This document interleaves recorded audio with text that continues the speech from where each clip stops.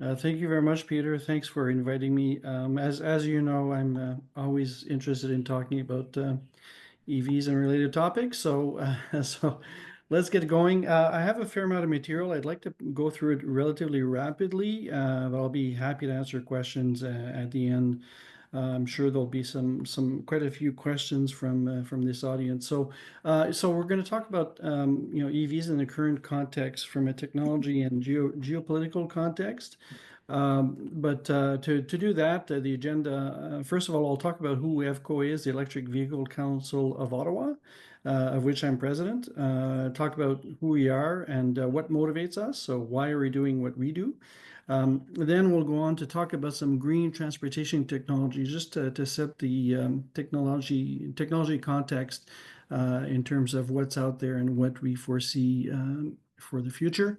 Then we'll go on to misinformation and disinformation. So one of the big issues we've faced in the EV world lately is that there's a lot of misinformation and disinformation out there. And then, when we get to there, I'll explain a bit more why that's happening. But it's a serious issue that we're having, where we end up spending a lot of time combating misinformation and disinformation instead of actually talking about EVs and their features and benefits. Then we'll talk about some of the myths. The myths, really, we'll go through them relatively fast, but the idea is to show that EVs are there, they work, they're usable in even in cold weathers like in Canada. So there's no issues really for us to adopt them. Then we'll go on to what Peter had discussed a bit earlier. Is there's a report that came out from the International Energy Agency. It's a Global EV Outlook 2025. I'll provide some quotes from and graphs from the report, and my intent is to use the report to set the context and drive some of the conversation, and then we'll conclude with what should we do here in Canada in terms of EV adoption and technologies that are related to that. So, who is EVCO? The Electric Vehicle Council of Ottawa. We've been around for actually over 40 years. We used to be a group of nerdy people, nerdier than I, that used to do conversions of gas vehicles to electric vehicles. So we have one member in particular who's been driving electric since 1979. So we've morphed over the last 10 years or so, since there are commercially available vehicles that are better than what we could do in terms of conversions. The focus now is to promote what's available in market and explain the benefits and explain why people should be moving to EVs. We are a nonprofit, volunteer run, so we're not paid by anybody to do this. We don't accept money from people who have an interest in the business on purpose. It's a policy we have because we want to remain as independent as we possibly can. So why are we doing this? Well, it's about the future of the planet, right? This is a picture of my children. It's a few years ago when we did a scout trip out in Gaspésie. But bottom line is that, as that proverb says, we are boring the earth from our children. We're not, leaving it behind for them. We're boring it from them, so we should leave it as in a good a state as possible as things progress, right? So, and we have an opportunity with technologies like EVs to make the planet a better place. So, from a greenhouse gas perspective, I'm sure you guys have seen some of these charts. This one is a bit old. But temperatures are increasingly getting hotter, so we know there's no doubt that there's a link between human activity and the warming of the planet and climate change. So, and what drives that mostly is, excuse me, the burning of fossil fuels. And here, this is a graph that shows the amount of CO2 emissions that we release per year over the last little while. And you see a little dip there prior to 2022. That is the pandemic that did that. But anyways, we have been increasing our release of CO2 drastically over the last century and a half, and that is causing major problems. So if you look at the Canadian perspective, so GHG emissions in Canada, this gives you an idea here of what the sources are. You could dispute some of the numbers. There's different ways of measuring. I just saw a report that's showing that agriculture is a much bigger, agriculture and land use changes actually are much bigger contributors to greenhouse gases than what we had previously thought. But bottom line, though, is that transportation in Canada, I believe it's 2023, oh no, 2021 here, the transportation accounted for 22% of greenhouse gases. Light duty vehicles is probably about 40% to 50% of that. Now, if you think about the overall impact, transportation itself is the direct consumption and burning of fossil fuels. Now, that being said, for us to be able to get those fossil fuels into our cars, we need to produce them. So if you look at the top part, the largest source of greenhouse gases in Canada is the oil and gas industry. And that oil and gas industry exists to feed, in part, this transportation industry that is burning these fossil fuels, right? So by removing the transportation emissions, we're also removing some of the oil and gas sector emissions. And so, be happy to talk more about that in the question period. Bottom line is, if you look at the individual's carbon footprint in Canada for the typical Canadian, about 80% to 90% of our footprint is represented by mostly heating and transportation, so natural gas to heat our houses and water, and transportation to feed our gas and diesel vehicles. So that's the majority of it. Red meat and dairy is a significant portion, but it's probably about 10% for the average Canadian. The bottom line is if you address heating and transportation in your daily life, you've eliminated most of your carbon footprint. So that's one more reason for us to do the change. Yes, Peter, you have a question? Yes, well, it's more of a comment, but I'd ask you to comment on the comment, so it's a question too. Sure. I've been doing a lot of work in smart cities over the last number of years, and one of the things I've come to recognize in terms of aggregate of cities, so that's a combination of many of these things, everything from heavy industry to water and transportation, so on. But cities, and if you look at cities in general, but particularly large cities, collectively, cities contribute about 65% of all the carbon dioxide that's emitted Yep. from human related sources. Yep. And so it's broken down in a different way here, but you can also think of it's concentrated around cities. So cities Yeah. themselves, as we've all known for many years, they have heat islands. And these heat islands are partly a consequence of this carbon dioxide bubble. Yeah, But correct. Now, that's what I another way to look at this picture. That's all I wanted to mention. yeah, so that is an interesting point. Now, if you look at overall worldwide population and where they live, people now predominantly live in cities. So, given that our lives are lived in cities and our our economic activity happens in cities, that's where the emissions happen, right? So that's Sorry. that correlation is not a big surprise from that perspective, right? Right. Um, And so just an administrative thing, because I didn't mention it for the launch. But if you have any questions or comments, please put them in the chat. And if you wish to have a question, you could raise your hand, but I can't see everyone's hand. So that's why I suggest putting your Q, make a Q and or a C to start your comment or ask your question so that I can see it and monitor much more easily. Thank you. And I'm not monitoring the chat, so if there is something, Peter, please don't Yeah. hesitate to ask it. Okay. So in terms of Thank other you. green technologies that are competing, if you will, with battery electric vehicles, there's really three different types. There's the hybrids. Won't talk about this very much, but essentially this is a more complicated, more expensive gas internal combustion engine vehicle that does allow you to reduce greenhouse gas emissions. But reality is, science tells us we have to get rid of all the emissions, not just a relatively small portion of them. So this was a good solution back then, but today it's a yesterday's technology from our point of view. If you look at plug-in hybrids, which is another competing technology, these were good transition vehicles. So when the first plug-in hybrid came around, it was the Chevy Volt somewhere around 15 years ago.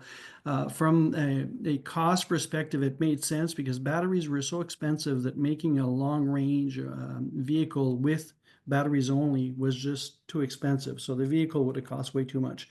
So this was a combination of using a smaller battery and a gas engine to give you more range that made economic sense at the time. But today, again, results in a more expensive, more complicated vehicle, more prone to failure, etc. But these did have a good, a good place in the market while batteries were still expensive. I often get asked about hydrogen, and some people tell me, well, Raymond, I'm not going to buy an EV. I'm going to wait until a hydrogen car comes out. Well, I'm here to tell you that that will not happen. And I'll without spending way too much on this, because I could talk about it for quite a bit of time. I just want to explain the basics of why we believe this and why that is the case. So if you look on the left-hand side, this is more or less the cycle you need to run a battery electric vehicle. So you capture power from a clean source, so the sun in this case, and you pump it into an EV more or less directly, okay? If you're trying to do the same thing using hydrogen as an intermediary to store the energy, you need a lot more stuff. Okay, so if you look at the right hand side, you see those things. So you need hydrolyzers, you need to store the hydrogen, you need to transport it, you need to dispense it. And the vehicle you have at the bottom right hand corner, that's essentially an electric vehicle with a smaller battery, but with all the extra kit you need for the hydrogen. So if you look at, sorry, was there a question? Okay, sorry. Just cut off. If you Sorry, wouldn't mind, folks, turn off your mics. I appreciate that. okay. Go ahead. So if you look at the right-hand side, you see that there's a lot more capital costs involved in going the hydrogen route. Um, not to say that, not to forget that I don't have a hydrogen dispenser at my house, but I do have an electric plug that I could just plug in my vehicle. And the reality of it is, the average Canadian is able to use literally 120 volt plug is enough for the vast majority of Canadians to power their cars. Okay, and you have that already in buildings everywhere, right? So the capital cost is a lot less. What's the big kicker though is this here's the efficiency, energy efficiency of the two comparative technologies. So if you look at the battery electric car on top, and you look at the quote unquote well to wheel energy consumption, you get somewhere between 70 to 90% overall efficiency with a battery electric vehicle. With a hydrogen vehicle, you get somewhere optimistically actually 25 to 35% overall efficiency, which means that for the same amount of energy you put into the start of this cycle, with a battery electric vehicle, you'll get 3 to 4 times further. So it's very hard to compete against a technology that structurally requires 3 times more or 3 times less energy in the case of the battery electric vehicle. Because energy costs something, and actually in the transportation sector, energy is the one of the major cost drivers, right? With every size, that applies even more to heavy duty transport. So another thing that's come up a lot is, hey, we've got these in internal combustion engines. Why not use them to burn hydrogen? Wouldn't that make sense to use an existing technology and just and do that? So here the picture is a Cummins actually engine, relatively recent engine that burns hydrogen. So people had this idea to do this a long time ago. Actually, over 200 years ago, we had internal combustion engines using hydrogen. Okay, so it's not a new thing. Although if you read some of the press, it looks like this is a new concept that people have just thought about, right? So why not do this? Well, if you look at, we talked about the hydrogen fuel cell vehicles in the previous slides.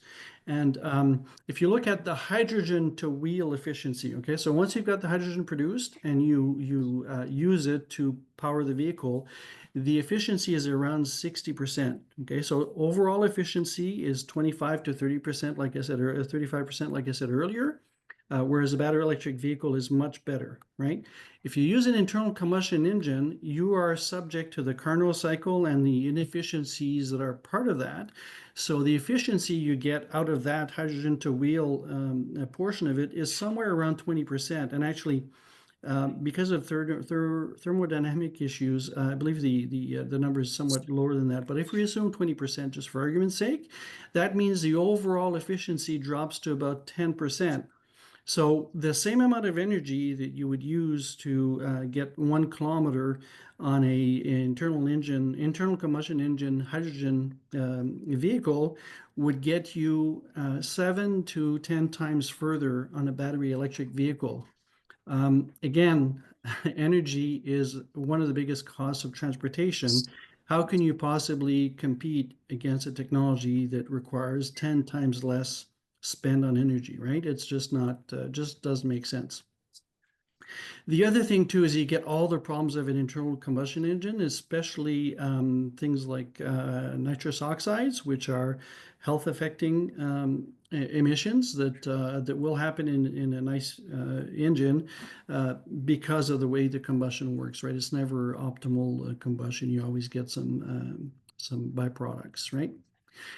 Now, if you look at gas or diesel vehicles versus electric vehicles, and again, don't want to spend too much time on this, but uh, gas vehicles typically are about 20% efficient. So most of the money you spend on gas with a conventional vehicle goes away in heat and is not used to move the vehicle. Whereas with an electric vehicle, a very large proportion of the energy is used to move the vehicle. So if you look at the example here, that's the data comes from the CAA cost calculator, which we'll talk a bit more in the next slide. But essentially, if you, assuming a price of gas of $1.50, which is a bit higher than it is these days, but driving 20,000 kilometers per year, you would save on fuel about $10,000 over a period of 5 years. Okay, so in my case, I drive somewhere around 40,000 kilometers a year, so I'd save twice as much over a period of 5 years. Okay, so that's a big argument in favor of electric vehicles, right? More advantages, lower maintenance costs. So electric motors are much simpler than internal combustion engines, so they tend to break less. There's a lot less parts. They could be used as a backup power source. You see here an example during a Dara show where the car was being used to power freezers and fridges. And you could wake up to full tank every day. So saw a comment earlier in email about the fact that the time it takes to charge your car is really about 5 seconds, or the time it takes me to charge my car is about 5 seconds. And the reality of it is when I get home, it takes me a few seconds to plug the car. The next morning, I unplug the car and it's got a full tank. And I didn't have to wait for it to happen. It happened automatically. So the amount of time required for charging is not, if you look at it in context, the way you actually live your life, it takes very little time. Okay. Now, the economics is what's really driving the whole adoption of EVs. And so the CA driving cost calculator allows you to compare a number of different vehicles and different scenarios with different amount of kilometers per year. The numbers I have here take into account depreciation, and without going into too much detail on depreciation, EVs are and North American cars are perceived to have a higher depreciation rate than other cars. There's dynamics that explain that, but regardless, if you look at it, the Chevy Equinox EV and you compare it to the RAV4, if you're driving 10 to 15,000 kilometers a year, your cost is lower on the Equinox as it is for the RAV4. Okay. If you're driving more than that, the cost differential increases considerably because the difference is really the energy cost, right? So you see there that the cost per kilometer, if you're driving 25 to 30,000 kilometers per year, drops to 14 cents per kilometer for the Equinox EV, whereas it's 19 cents for the RAV4. Okay, so large difference in cost there. And as battery prices continue to drop following Wright's law, so Wright's law essentially says that the more you make of something, the more efficient you become at making it. So the cost of the good decreases. We've seen that with the computer industry quite a bit. We're seeing that with batteries today. So battery prices still continue to drop quite rapidly today. And as battery prices go down, we're seeing many cars at price parity to, the electric version is at price parity to the gas version. So now let's go on to disinformation and misinformation. So, like I said earlier, there's a lot of mis and disinformation out there about EVs. And one example that's not light duty vehicles, but buses in this case here on the left-hand side, you see it's a compressed natural gas bus. That's what the blue lozenge at the top of the bus indicates. And it says it's Ontario's first carbon negative bus. Well, if you know anything about energy and buses and transportation, you'll know that's impossible. Okay, it's absolutely impossible.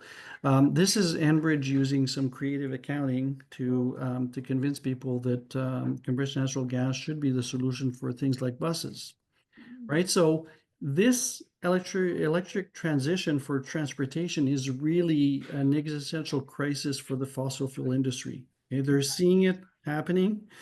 And it's an existential crisis because they're losing their market, right? So what are they doing? Well, they hire the best PR firms in the world. They do like the cigarette makers did back in the 60s and 70s and try to convince us that their product isn't that bad after all, and we should continue using it, right? If you want an illustration of how that works, there's a great book that was written about 15 years ago. It's called Merchants of Doubt. It explains how the cigarette industry and others have used misinformation, disinformation, public relations campaigns to try to influence public opinion, you know, on things like cigarette smoking, but also on acid rain and a bunch of other things that industry did not want the government to come in and regulate, right? So one of my favorite sayings is don't ask a barber if you need a haircut. And this comes from Warren Buffett. And there's a lot of wisdom in that very short quote. Okay. And so the point here is you should never assume you're being told the truth. And I'll give more examples as we go through here. But when Ford tells you that they're losing money on EVs, you got to understand that there's a lot of context behind that. And there's a lot of reasons why Ford would like people to believe they're losing money on EVs. Okay. So it's not necessarily the truth. Sometimes your friend is your foe, and I'll use an example here that might be touchy to some people here, but what I've seen is a nuclear energy industry in particular is bashing renewables for their own purposes. They want to promote their industry, but they're spreading disinformation about renewables to favor their own industry and own solutions, right? And we're seeing that with Toyota also. Toyota's been particularly bad in trying to convince people that plug-in hybrids are the future and not battery electric. It turns out that Toyota only has one full electric vehicle on the market in North America at the moment, so that sort of explains part of the reason why they're saying that. But we'll talk about Japan in a bit more detail later and some other stuff that's related to Toyota. The other argument you hear a lot is that we need a diversity of solutions. So electric vehicles is not enough. We need, my grandmother lives in Northern Ontario, and I go visit her once every 2 years, and I need to be able to drive 1,000 kilometers in one shot. And there's no electricity where my grandmother is or whatever. So all sorts of excuses and edge cases are brought up to say that we need a variety of solutions. Yeah, there are a few niche situations where it will take time to electrify, but for the most part, we don't need a diversity of solutions. And if you look at from an electricity production point of view, look at Quebec and many other places. And I've got BC here because I presented some of this to an audience in BC. But Manitoba, Labrador, and Quebec are all provinces that rely almost exclusively on hydroelectricity for their power, so for the electrical power. So do they need a variety of solutions? They're doing fine with just hydro, so you have to wonder why are they able to do that and why would that not apply to others, right? So I want to give you a specific example of one thread that's been going around a lot over the last few years. And to show you how if you manipulate the facts and if you present them in a certain way, you come to a certain conclusion. And sometimes if you do it a different way, you get to a very different conclusion. So disinformation, misinformation always, well, every time I've seen it anyways, it starts with a grain of truth, which makes it hard to dispel the misinformation because there is a grain of truth. But what they do is they distort or exaggerate the impact of that grain of truth with regards to EVs or whatever else that they're trying to discount. Right, and the example I'll use here is cobalt and child labor in the Democratic Republic of Congo, the DRC. So Amnesty International did a reported that there are mines in the DRC where there are child miners, there's child labor being used. Um, so that is a fact. So that's a grain of truth. Now, the one of the things to consider is that most of the mining of cobalt in the DRC is done by very large mining companies, the Glencores of the world. So they use very large equipment and very large processing facilities. So they don't employ children. They employ adults like every other mine does. There is a subset of the mining though that's artisanal, and because cobalt is relatively expensive, artisanal mining can be profitable, and some of that artisanal mining uses child labor. Okay, so again, grain of truth. So EV batteries use cobalt. So about 40% of world production in 2022 went to EV batteries. Okay, so that is again true. And of course, no reasonable person likes child labor. So, maybe we shouldn't buy an EV because cobalt means child labor, right? So that's a narrative that's being put out, right? So, your car is, you think it's clean, but it's exploiting kids in Africa and blah, blah, blah, right? Well, you only hear of cobalt in the context of EVs. So 40% of the production is used for EVs. What's the other 60% used for, right? So, and meanwhile, we keep buying stuff that's made in sweatshops. I'm not advocating for sweatshops here, okay? But we ignore this for many other things, and for some reason, it's a more important issue with EVs, okay? So what they don't tell you is that smartphones, laptops, and all that, they have cobalt-based batteries. So the laptop I'm using to do this presentation today, the smartphone that's beside me, they have cobalt in them. And for reasons I won't explain, they're likely to have cobalt for many years to come, okay? And that represents almost as much cobalt as EV batteries. But you never hear about maybe you shouldn't buy a smartphone because it's got cobalt in it, and some kid has been exploited to produce that cobalt, right? The other thing I'll tell you is one of the biggest users of cobalt is the oil industry itself. So the oil industry uses cobalt to desulfurize raw or crude oil. And this, if you know anything about or been following the standards for sulfur content, they've been made more stringent to try to reduce the pollution that causes. So this is becoming a bigger issue, and with the the sweeter, lighter crude oils being more and more depleted, we have to rely on more sulfur content containing crude. So this problem will get bigger over time. So the oil industry uses cobalt, but when you're pumping gas at the tank, you don't think about, well, I'm exploiting children in Africa here because this gas required cobalt to be made, and I'm putting it in my car, right? So the other thing to consider is that LFP batteries, so lithium iron phosphate batteries, which are now becoming the prevalent technology. Here I say 50% EV market is probably higher now. It's probably closer to somewhere around 75%. The industry is moving to lithium iron phosphate. Really, the reason is because they're less expensive, okay? So that's really what's driving it, but they have no cobalt. Okay, which means that I've got two EVs right now sitting in my driveway. One of them is an older one. It's got cobalt in it. The newer one, it's got LFP batteries, zero cobalt. Okay, so if I'm truly concerned about child labor, right? If I'm really concerned, and I personally am, of course, everybody I think should be. Well, maybe I shouldn't buy any portable electronics. Maybe I shouldn't buy gas. Okay, so if I really care about child labor, maybe I should be buying an EV with LFP batteries and not buying a gas car, right? So the EV context really is distorted, right? And I wouldn't argue that you should buy an EV because there's no cobalt in it. That's not the point.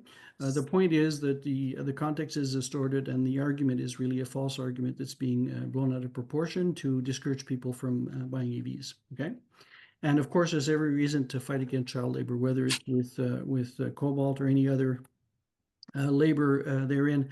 Now, I just saw this thing this morning, and it just caught my eye, and it's another example of how information can be used to distort the perception, right? So here on MSN this morning, I open my browser and I see Polestar sends brand new electric cars to the scrap heap. Man, that sounds really bad, right? It sounds horrendous. And it might make you think that, given that these EVs supposedly aren't selling, that maybe this is further proof that these things aren't selling.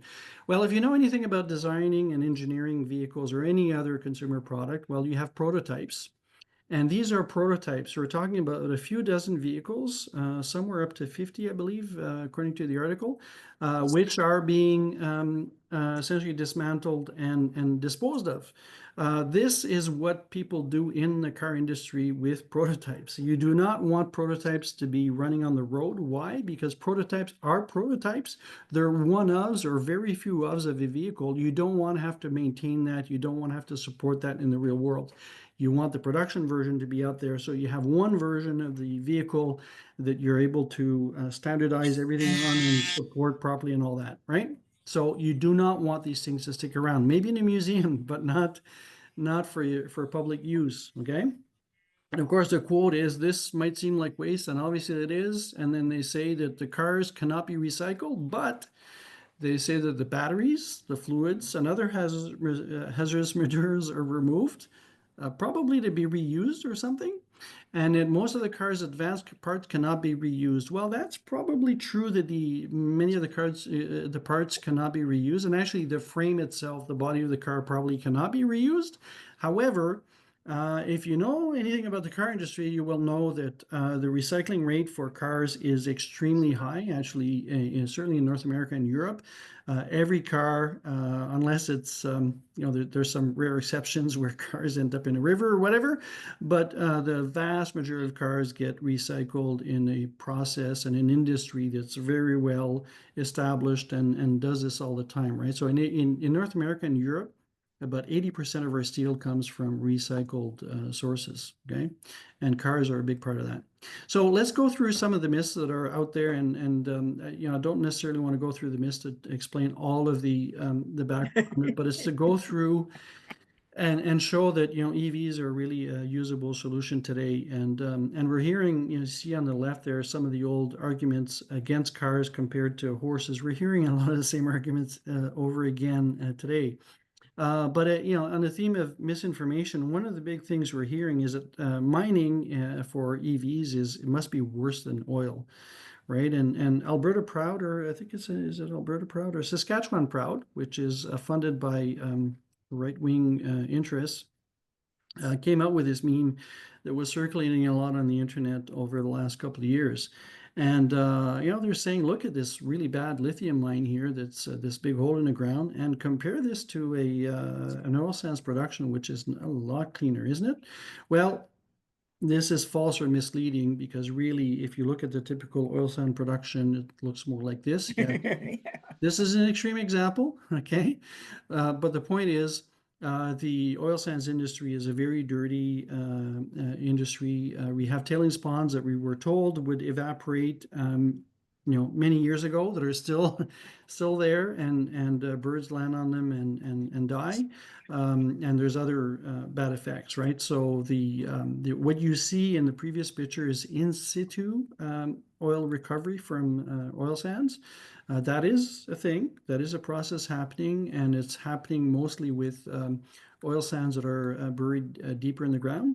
But what they do there is they heat the ground using natural gas to extract the oil. So you think about that. You're emitting GHGs by burning gas to heat the ground. Okay, and what that does is it makes the oil more liquid, and then they drill some wells to go and extract the oil that's more liquid, and that's how they get the oil, right? So it's from a greenhouse gas perspective, it's a very dirty process, but it does look from an environmentally otherwise traditional pollution point of view, it is somewhat cleaner, right? Now, if you look at what a real lithium mine looks like, this is the worst case here. This is in the Atacama Desert. The big problem here is that they use water to extract brine and then evaporate the brine to recover the lithium. The big problem is they use water in a desert, a very dry desert, and there are some people living around, so there's some concern about groundwater contamination for those people. But again, this is a desert. Normally in a desert, there are few people because, among other things, there's not much water and there's not much agriculture, etc. So yes, there's definitely some environmental issues here, but in context, the issues are I'd say much less impactful. The other thing to note is that about 60 to 70% of the lithium today comes from Australia through hard rock mining. So it's not a process that looks anything like this. It's more like traditional mining where they mine rock and process the rock to extract the lithium and make batteries out of it. Okay. So other things to note, a typical internal combustion engine will burn 17,000 liters of gas in the average lifetime. That's a swimming pool's worth of gas for one vehicle. Okay. An EV will take somewhere around, on average, about 160 kilograms more elements to build it. Okay, so yes, the vehicle is a bit heavier and has more materials in it, so it does require some mining to do that. But batteries are recyclable. The fossil fuels are not. Once you've burnt that gas, it's gone forever. Okay. According to the IEA, which is the quote here, the emissions, extra emissions from building an EV Hello. will be made up within a short amount of time thank you. after you've been driving the EV. Okay, some Well, people I'm on a say call. 1,000, some people say less or more. It really depends on a bunch of other factors that will depend on the model of the car, Oh. where it's built, the electricity it's used, et cetera, et cetera. So if you want to look at the scale of mining and what that looks like, this here illustrates you see on the right-hand side, you see the Burj Khalifa, which is the tallest building in the world. I think still today anyways. And beside it, you see a big lump of coal there. That would be at scale how much coal we burn every single year. Okay? You see also the same thing for liquefied natural gas and for crude oil. So bottom line is we burn 21 billion tons of fossil fuels each and every year. Okay? So that is a huge amount of material that we mine, we process, and that we end up burning, and that creates greenhouse gases. And again, not recyclable, right? So if you do some calculations, and I won't drill too much into the details because fossil fuels are not. Sorry, Peter? Sorry, Raymond, to interrupt you. I'd like to ask somebody has got their audio on and we can hear a conversation on a phone. Please all turn off your audio. Thank you. Thanks, Peter. So if you look at the, largely because fossil fuels are not recyclable, but the battery technologies are, the amount of mining and processing and transportation required for fossil fuels is absolutely enormous. We don't normally see it because the natural gas comes in a small pipe to our house, and we don't, over the year, we don't see how much of it comes in. Same with what we pump into our gas tank, we don't see it, right? So it doesn't look like it's that big.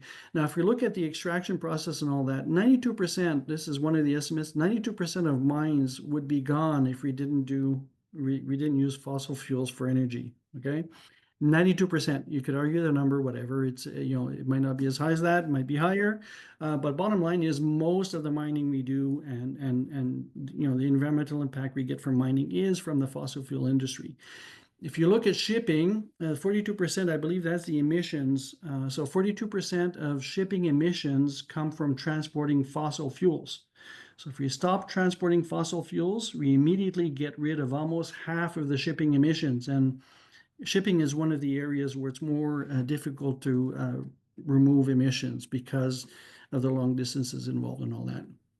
Another argument I get often is that we don't have enough lithium. And well, we have enough lithium for at least 10 billion vehicles. And we seem to be finding lithium almost every other day because we're actually looking for it. If we don't have enough lithium, we have sodium-ion batteries we could use instead that will do the job just as well. And actually, we're seeing them start to proliferate in some parts of the battery market because they're less expensive to produce because it's sodium instead of lithium, right? So excuse me, there are solutions out there. Now, if you look at, just for argument's sake and for comparison, how much do you mind of other stuff?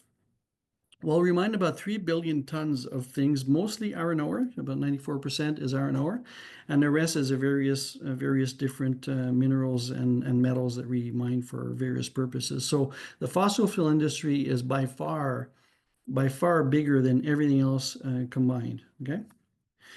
So another myth that won't spend too much time on this, but again, there's a myth that batteries will need replacing every few years. Well, my first EV, I traded in after 315,000 kilometers over 10 years, and I still had 85% of battery capacity left. So batteries are actually lasting longer than the most optimistic of us thought they would. So you could expect batteries to last well over 20 years. And the limiting factor is not the battery, it's the rest of the car. Just like well, actually, I was going to say most cases, but there are many cases where you'll scrap a conventional vehicle because the engine isn't working anymore or requires repairs that are not economically viable. But generally speaking, with an EV, what you'll do is you'll scrap the vehicle because the rest of the vehicle is no longer fit for purpose, not the battery. The battery will either be recycled or will be reused for some other purpose afterwards. Okay, so batteries last much longer than we thought. Um, EVs take too long to charge. I talked about the 5 second or 10 second thing earlier. I usually say 10 seconds, 5 to plug it, 5 to unplug it, and I'm done.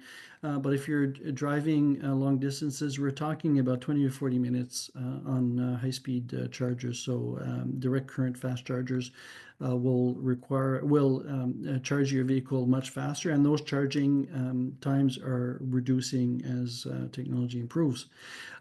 Another myth is there's not enough range. Well, this Chevy Silverado, I think this is an older number. The newer number is 740 kilometers, I believe. So that's the range of the vehicle. What I tell people is the range that matters is not the vehicle's range, it's my bladder's range. So I stopped when I'm doing a long trip, I'll stop around every 3 hours anyways, because I want to take a bio break and perhaps eat something and stretch my legs. So there are many vehicles out there that are more than capable of doing that. Okay. Lots of places to charge. These are high-speed charges only, just to give you an idea of what's around Toronto, Ottawa, and Montreal.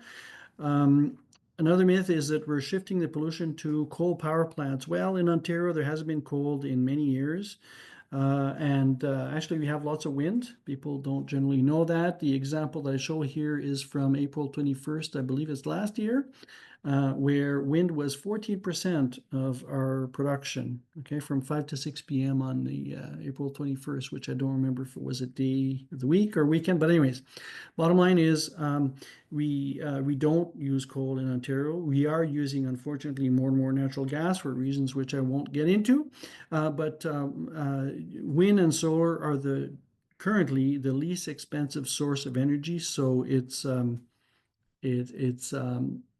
if you're looking at it from an economic perspective only, in Ontario today, the only new source of energy or electricity you would be deploying is wind and or solar. But we're not doing that. We won't get into details about that. So another myth is that the grid can't handle everyone switching to EVs. Well, when people were installing their air conditioners back in the 90s, 80s and 90s, nobody was concerned about the grid not being able to support their air conditioner. Reality is that your air conditioner will consume more power than your car. If you look at the energy companies, the hydro companies, and you talk to them actually, like I have, they've been planning for this for a long time, and they know what's happening, and they're making the necessary changes to accommodate that. If you look at the graph on the right hand side, that shows you for Ontario In green, that's the demand in Ontario and the production. So the dotted line is the forecast, and the solid line is the actuals. So you can see that we're able to forecast the demand quite accurately. The blue part is includes the exports to the U.S., mostly to the U.S. So in Ontario, on a typical time, 24 hours a day, we're actually exporting about 2 gigawatt hours of electricity all the time. Okay, so mostly this is going to the Midwestern states in the US. But bottom line is we are exporting lots of energy. But again, we could predict quite accurately what's happening. And if you look at the shape of the curve, there are some dips, significant dips, and significant peaks. And for the electricity system to be the most cost efficient and most stable and all that, we want this curve to be as flat as possible. Well, so if you go and okay, so here what I'm showing is an application that's from Blue Wave AI, which is an Ottawa-based company that's working on a pilot with Hydro Ottawa. And the idea there is to control when cars are charged. So again, the idea there is that you want to, instead of charging the car during an existing peak, you want to charge it when there's a lull in demand, right? When there's a dip in demand. So the idea is that you would configure a vehicle to be charged sometime during the night, but at the time that's the most efficient for the grid, which is generally in the deepest part of the night. So hydro companies are planning for this. They're running pilots. There's many other examples of commercial solutions that are in production right now that are doing this. They're controlling cars and other devices, by the way. So EVs have the ability to soak up nighttime excess capacity. In Ontario, we have a significant amount of overcapacity overnight of wind and hydro in particular. And we could soak that up at essentially next to zero marginal cost. The current grid, in every case that I've heard of, the current grid in every jurisdiction I've heard of could support somewhere around 25 to 30% of the existing fleet of light-duty vehicles being electrified today. Okay, so there's a lot of capacity, especially if you use what we have in excess at night. StatsCan is saying that with 10 million EVs, we have a very small increase in the need for production of electricity compared to what we had in 2022. So, if you look at all the numbers, the real numbers, the problem isn't that big. And actually EVs, because of this vehicle to grid technology, they could help us meet peak demand.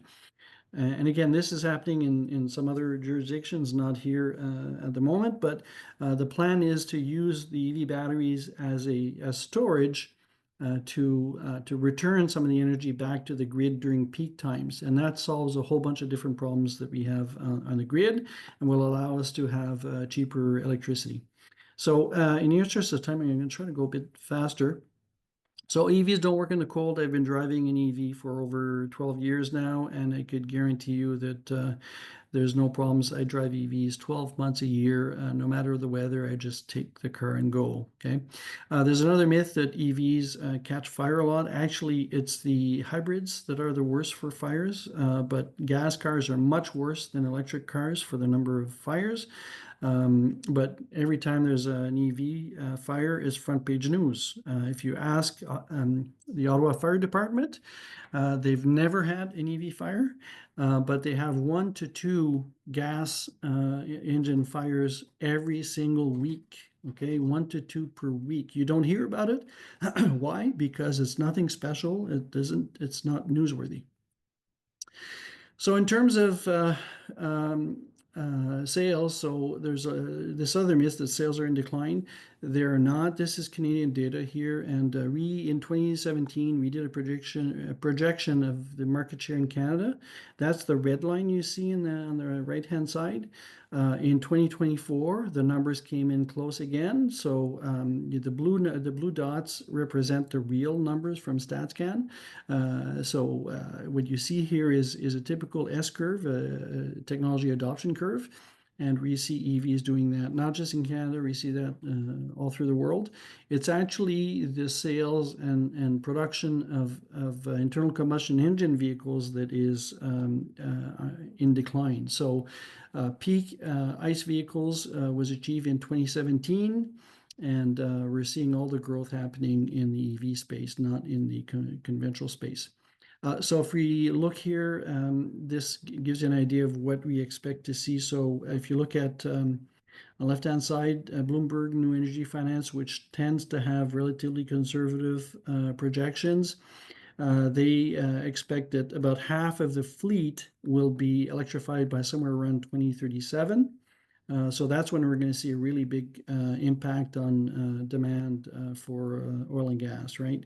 And if you look at on the right-hand side, the dots are the actuals from the IEA, and the others is data from projections from the Rocky Mountain Institute. They seem to have the most accurate, reasonable projections for the future.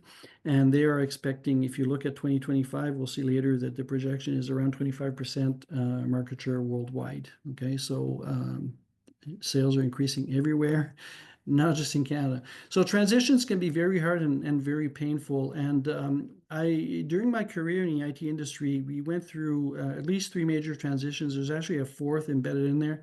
So we went from mainframes to distributed computing, but also we went to a variety of devices. It used to be that all the devices we use, at least for business purposes, were desktop computers or laptops. Now there's a lot of smartphones and tablets and all that. So that was a major, major change for the industry. We saw perpetual licenses going to subscription models instead. So, by the way, I worked at Microsoft for 18 years, and I saw this firsthand as a Microsoft employee and how this impacted the company, right? So, if you dealt with a sales organization before, sales quotas and all that are a very important part of the metrics used to compensate people. Well, when you change drastically from a perpetual license to a leased model, the revenues fall quite a bit.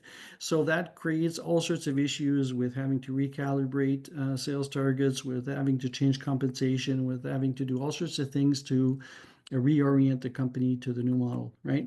The biggest change was on-premises computing to cloud computing. So when I was doing most of my work, my work was to deploy software on company premises and help them optimize and get value out of that software. Well, today what's happening is all of that is going to the cloud, and there's a lot of reasons for that. A lot of good reasons for that. One of the reasons is it takes what would have been ordinarily a large capital expense, so building a data center, putting servers in there, buying the software for it and all that, and transforms it into an operational expense, which is generally easier to deal with. It was a huge change in technology, and it had a huge impact on IT organizations because IT organizations were built to manage data centers and the equipment and software that was running in there. But what happened at Microsoft in particular is that the leaders said, well, either we dive in and we actually try to lead this thing, or we're going to get overtaken by the competition. The change is going to happen anyways, so we want to lead the change. We don't want to be the laggards, right?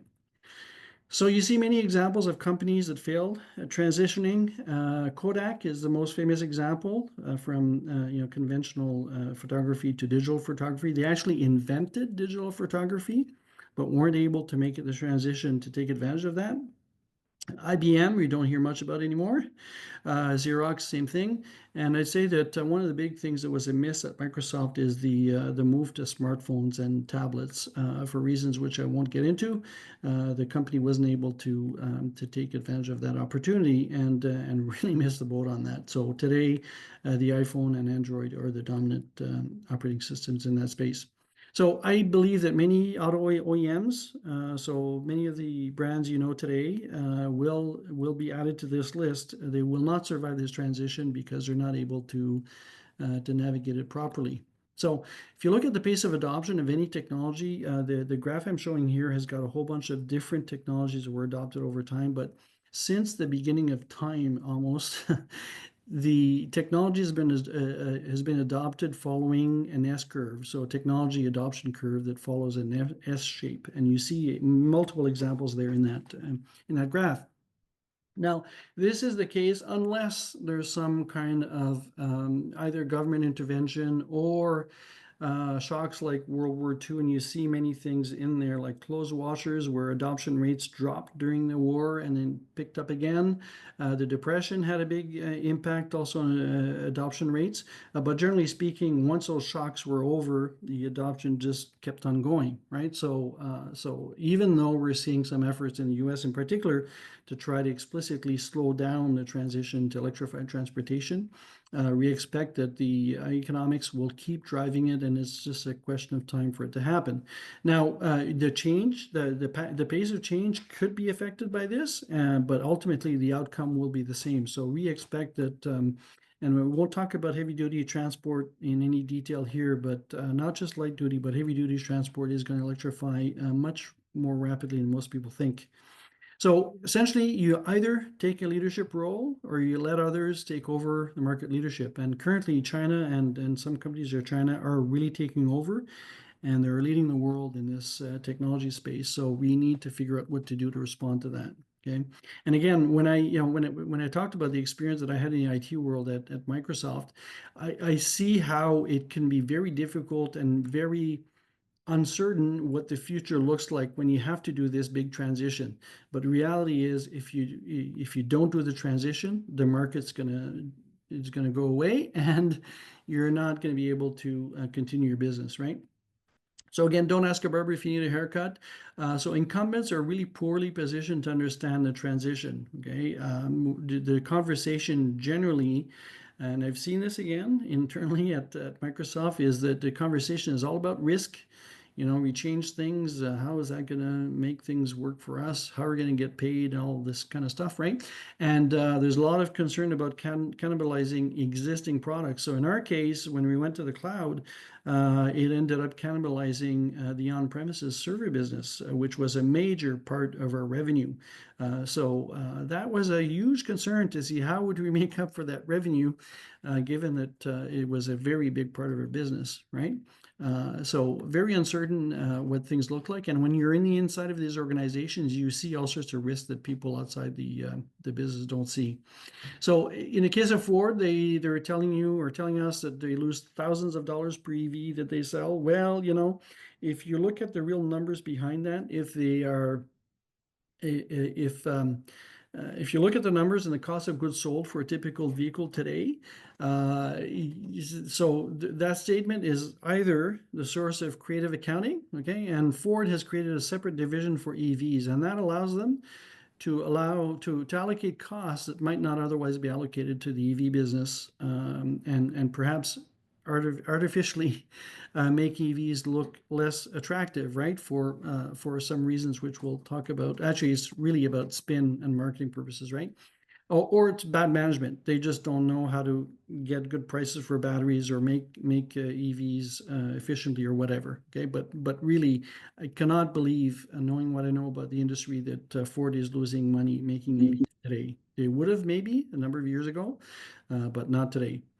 So when they tell you that the sales targets are unattainable and the numbers the Canadian government is proposing are unattainable, well, that's certainly from their perspective, right? And there's reasons why they'll say that. There's no OEM out there, no company that wants to have any kind of rules imposed on them of any kind, whether it's environmental protection rules or anything else, sales targets or whatever. They don't want that. So they will argue that they can't possibly meet these targets, but we're seeing actually that they're very able to do so in the markets where there are these targets. And again, on the theme of don't ask a barber if you need a haircut, Toyota right now is essentially on top of the world when it comes to the automotive industry.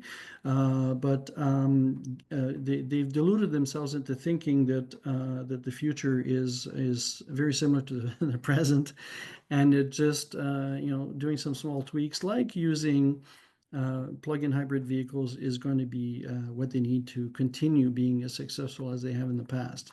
But they're, I think, deluding themselves. So OEMs have every reason to slow the transition.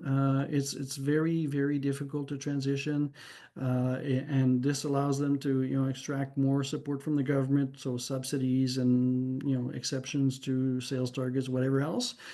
All incumbents right now are resisting to some degree. Okay, so all the traditional manufacturers are resisting to some degree, some more than others. So here, the International Energy Agency. I want to talk about them a bit and some of the report that they came out with a couple of days ago on the EV outlook for 2025. And a few things before we get into that is that I've talked about this before in other presentations, but the IEA has got a well-documented history of underestimating the pace of change. If you look at the left-hand side there, what you see is a forecast. So in their EV outlook in 2021, 2022, and 2023, they have the forecast that you see there. They are straight lines, which doesn't make sense when you look at technology adoption curves. But anyways, but to illustrate the purpose, in their forecast for 2021, they were saying that it would take until 2028 or so to get to about 14% market share. The reality was that we met that the year after. So in 2022, just 1 year after, we met a target they said would take 7 years to get to. Okay, so and we see that with the IEA's forecast of EV sales, of solar adoption, and of wind adoption, battery adoption, etc. So their forecasts are wildly incorrect. And one of the concerns I have is the government, I know the Canadian government and other governments rely on IEA forecasts to make policy decisions, and they are provably very inaccurate, right? So if you look at the right-hand side there, the actuals come from the IEA, but the other projections, those come from the Rocky Mountain Institute, which to me have much more accurate forecasts. And if you look at for 2025, they're saying somewhere around 25% or 27% market share worldwide in the fast scenario. Okay, we'll see that later when we see quotes from the IEA. So if you look at the report again, I would encourage you to look at the report. There's lots and lots of really good data. I haven't had a chance to read it all yet, but I will read it because it's super interesting. Talks about all sorts of vehicles, not just heavy duty, or not just light duty, but also heavy duties and 2- and 3-wheel vehicles and all that. So like I said, they're not particularly forward-looking, and they're very slow at getting the pace of change right. And also, they are very much influenced by fossil fuel industry interests, so they tend to underestimate things considerably. Okay, so if you look at their forecast, what I do with it is at lunchtime. Raheem, can you go on mute, please? Sorry, apologies. Yeah. No worries. So what I do with their forecast is I consider it as the floor. So to me, the forecast that they will make is it'll be at least that good or better. Okay, so that's how I use the forecast. But again, in their report, they have lots of really good historical data. So if you want to understand some of the context, they have great data. So some of the quotes that they have is that in 2024, 20% of sales worldwide were electric. And that's set to exceed 40% in 2030. Okay, so exceed 40% in 2030. And China accounts for much of the production. So China is running ahead of everybody else. And I don't see them slowing down anytime soon. But my last point there is, why is the press still saying that EV sales are slowing down? They're not. They've gone up about 25% year over year. So one of the things that they're doing is that early when we started getting this narrative in the press that EV sales were slowing or reducing, people cherry picked data. So they were looking at the sales, for example, of the Ford F-150 Lightning in Q4 of 2023 compared to the sales of that same vehicle in Q1 2024. Well, if you look at the graph here, you see that sales are seasonal. So overall vehicle sales go down from Q4 to Q1. So the number of vehicles sold go down in every category out there. But the reality was the proportion of vehicles that were F-150 Lightnings went up, not down. So, but there's people who are trying to push a narrative that the sales are dropping or slowing or whatever for whatever the reasons are. Okay. So if you look at more of the quotes they have, so battery electric cars prices are going down. That's because of the battery prices mostly. But they do say in Germany, the average EV is 20% more expensive than the conventional counterpart. In the US, they're saying 30% more expensive. But in China, about 2/3 electric cars are cheaper than the equivalent conventional car. Okay, so you've got to look at this data and put a grain of salt to it. But because among other things, I've run some numbers and others have run some numbers. And in Canada today, if you look at BMW, so the i4 in particular with the BMW, they have a gas version, they have an electric version, very easy to compare. And the Ford F-150 Lightning versus the gas counterpart, and they're about at price parity already. Okay, so when you look at those numbers, the problem with the number is they don't take into consideration the whole market. They only take into consideration the EVs, and there are very few EVs in the lower price categories, so it skews the results. Okay, so if you look at the details if you look at the pricing in more details, you'll see that in most categories we already have price parity here in North America.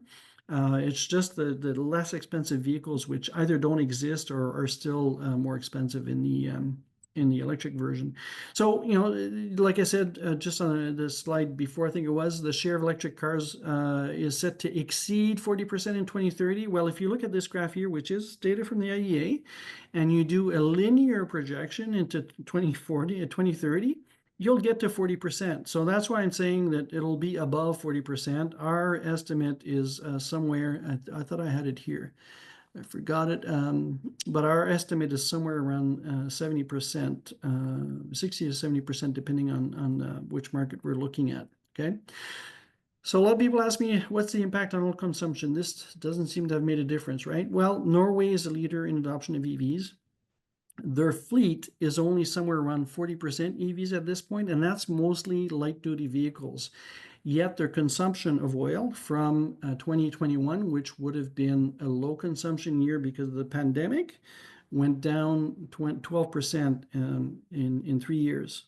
Okay, and this is a market where heavy-duty vehicles are still essentially all diesel. Okay, if you want to know more about what's happening in the heavy-duty vehicle segment and how things are progressing really fast there's a channel on YouTube called Electric Trucker, and this guy, what he does is he drives an actual real long-distance electric truck in Germany, does real work with real routes, real products, light and heavy loads, and explains how that's going, and it's going quite well. So given the economics, I expect the heavy-duty segment to transition quite fast.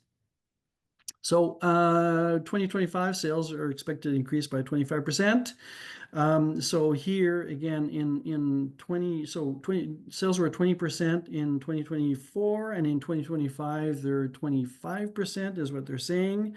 But in this is where I have the 60 to 70% number. So yet the IEA is saying that in 2030 we're only going to be up to 40%. So we should be more something like 60 to 70% in 2030, in 5 years from now. Okay. So there's a lot of talk about battery plants in Canada and the impact in Canada. And just wanted to mention briefly some of the status of these installations. There was some talk. I'll talk about Honda on the next slide. There was an announcement in the last couple of days with them. But Volkswagen is building a humongous battery plant near Windsor, and it's going to be exempt from duties, is what we are hearing. So that is going full steam ahead. They haven't changed their plans there. The Stellantis battery factory around Windsor is already producing batteries. So that's going ahead. And GM is manufacturing batteries in Canada. Okay. GM actually manufactures a bright drop truck. It's a step van. I'm in Allison, I think, Ontario, and that's a fully electric step van, and it's sold in the North American market. Now, there are some cases with Norvolt in Northvolt in particular that had a big investment in Canada. That's not clear whether they will succeed or not. Okay, not everybody could succeed, and we could discuss that more if you'd like to in the question period. So Honda just announced that they're delaying their EV plant, for at least 2 years. Okay, they were supposed to be spending $15 billion in Canada, mostly Ontario, to develop an EV supply chain and build EVs. Okay, well, they're saying they delayed it by 2 years due to the recent slowdown of the EV market. Well, I just talked about the so-called slowdown, and there really isn't a slowdown. Now, if you look at Honda more in detail, they only have one battery electric vehicle on sale in North America. I don't recall what they have elsewhere, but in North America, they only have one battery electric vehicle on sale, and that's a Prologue. It's an SUV, and they only sell it in certain places in Canada. So, and it's built by GM, not by Honda. Okay, so you don't build any EVs. You sell EVs only at select locations. The car is selling like hotcakes in the US. It's actually selling very, very well in the US. And you claim there's a slowdown in the EV market. Okay, that doesn't jive. Okay, this is more about risks and tariffs, not about EVs. And from my perspective, Honda needs to decide if they're going to stay in the car market or not, because this was a very positive move on their part. And if they're slowing this down, they're just delaying the inevitable transition that they need to make over the next decade at the most. Okay, so from my perspective, the real problem we're having right now is not a softening of demand; it's dragging of the feet by incumbents. So I could cite many examples where incumbents are taking their sweet time to bring product to market, and that is what's holding back the transition. It's causing prices to be higher than they should, and it's causing supply to be much tighter than it should. Okay, so briefly about Japan, because we're going to be running out of time here. I'm just going to go for a few more minutes. So Japan's a special case from an automotive industry perspective. And from a geographical perspective, it's a small, mountainous, and densely populated country. Okay, they have very few fossil fuel reserves, so they import the majority of their energy. And they were leaders, as most of you know, in the 80s and 90s in the auto sector. And actually, Toyota is still really a leader in that area. Now, what happened in Japan is the government decided in the 90s that hydrogen would be the future. But I explained, a little while back that hydrogen has no future really certainly for light-duty vehicles. Hydrogen seemed to make sense 25 years ago because we didn't have any other viable options. The problem was then still that the expense, the much higher cost of hydrogen versus gas, but the thinking was, well, we have to do something anyway, so the technology that works is hydrogen, and that's what we're going to do. Now, the manufacturers in Japan have toed the line and have invested billions and billions of dollars in hydrogen vehicles and all sorts of stuff. But meanwhile, what's happened is the battery electric space has progressed so rapidly that it's far surpassed the hydrogen technologies, and they are significantly cheaper, and they're being adopted very fast, and hydrogen vehicles are not being adopted, right? But the Japanese are still pursuing hydrogen. So I'm concerned that Japan's auto industry is going to shrink considerably in the next decade or so. And if you look at their numbers of sales in China, you will see an indication of that already today.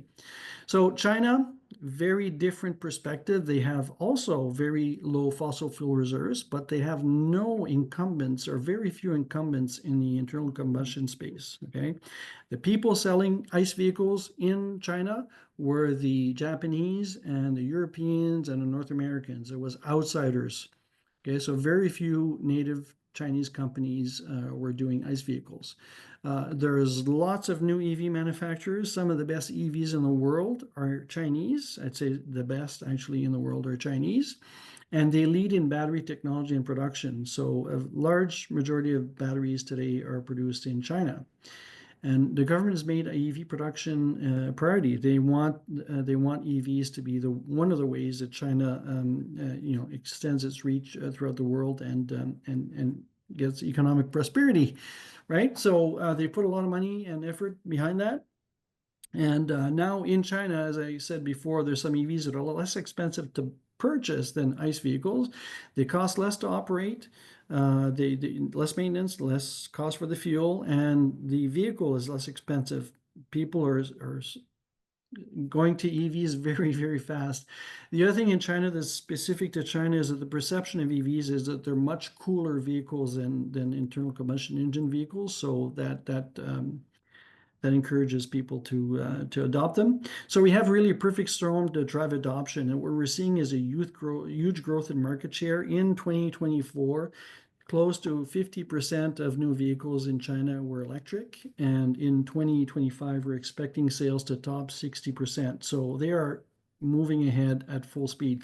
So what should Canada do in response to this? So the US is, from my perspective, no longer a reliable partner, right? We don't know what tariffs are going to be, which day of the week, whatever. And the US is falling behind everything that's related to the energy transition. They're falling behind, okay? Largely because of the leadership in the U.S. China offers an alternative, right? They are plowing ahead. They're already leading in everything green. And everything green is less expensive than everything fossil fuel based. So economics are driving adoption throughout the world, right? And tariffs are affecting conventional vehicles probably actually more than EVs. If you look at the list of EVs, and actually I have a link here. There's a report that came out from EMC yesterday that talked about which vehicles are subject to tariffs and which are not. And there's many vehicles that we have, EVs we have here in Canada. They're built either in Europe or in South Korea or Mexico that are all not subject to tariffs, whereas a lot of the gas vehicles are built in the US and would be subject to tariffs. Okay, so the choice we have is we could stay behind with the US and hope for the best there, or we could advance with China and the rest of the world and try to seize the opportunity, right?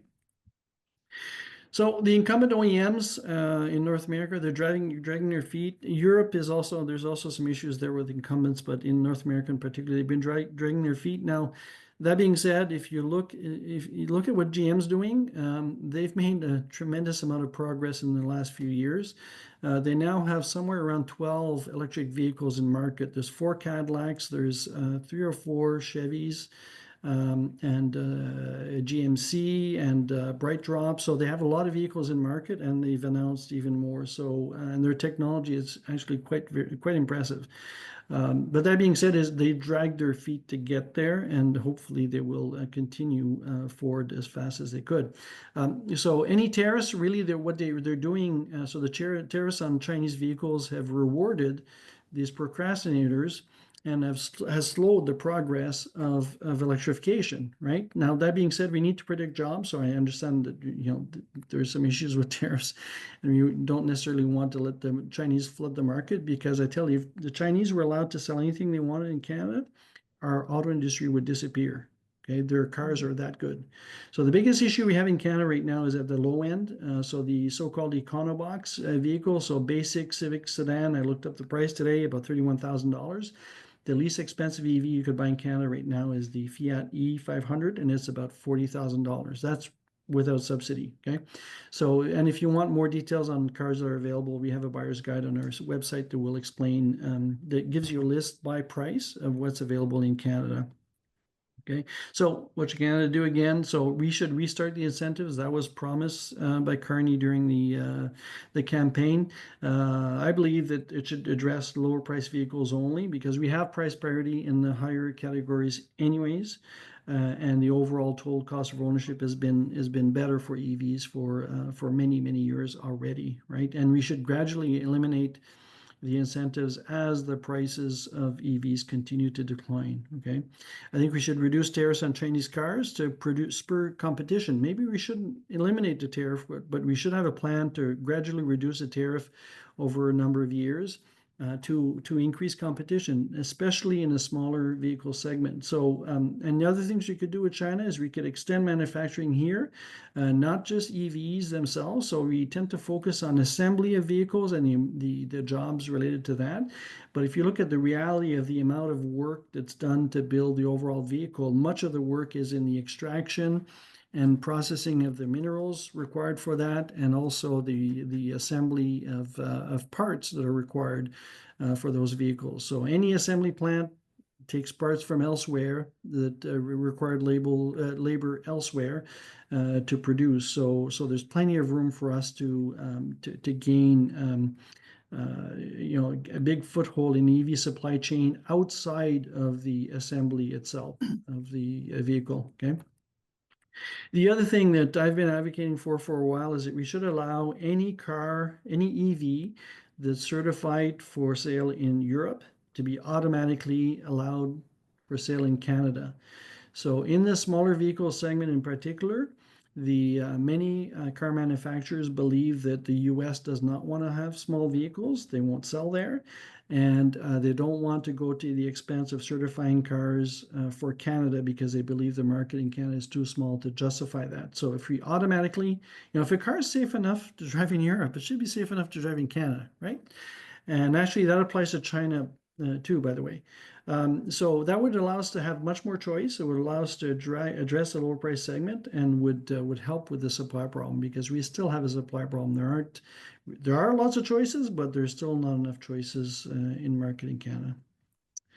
So that concludes the formal part of the presentation. Well, thank you, Raymond. I think that was the most interesting overview of the situation in both Canada and the sort of state of the EV industry.